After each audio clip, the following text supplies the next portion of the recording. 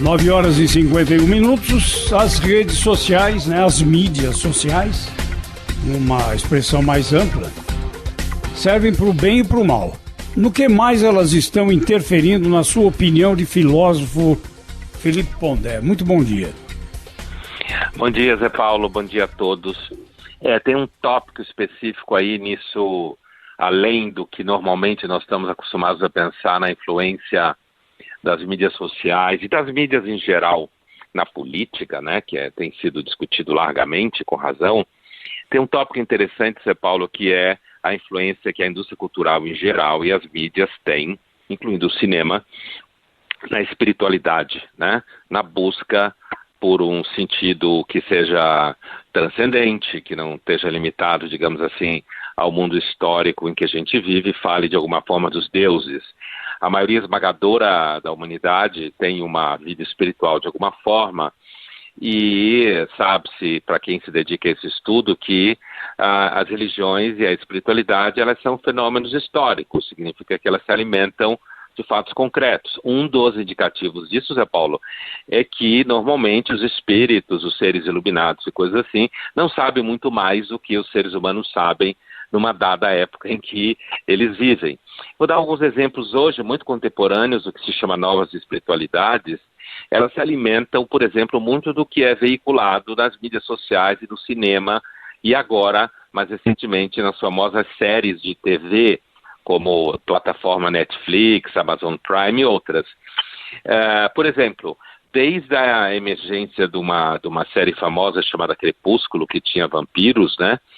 Para quem tem grupos de pesquisa em novas espiritualidades, a gente tem conhecido muitos vampiros, né? Pessoas que se afirmam vampiros, evidentemente que não fincadas na noção de que chupam sangue inocente, mas que buscam na figura do vampiro, no arquétipo do vampiro, um gosto pela vida, um gozo pela caça, pela sedução, pela dominação no âmbito sexual, e um certo, assim, um filósofo diria, uma espécie assim de Nietzsche de bolso, à venda em supermercado, quer dizer, uma coisa mais simplificada, né?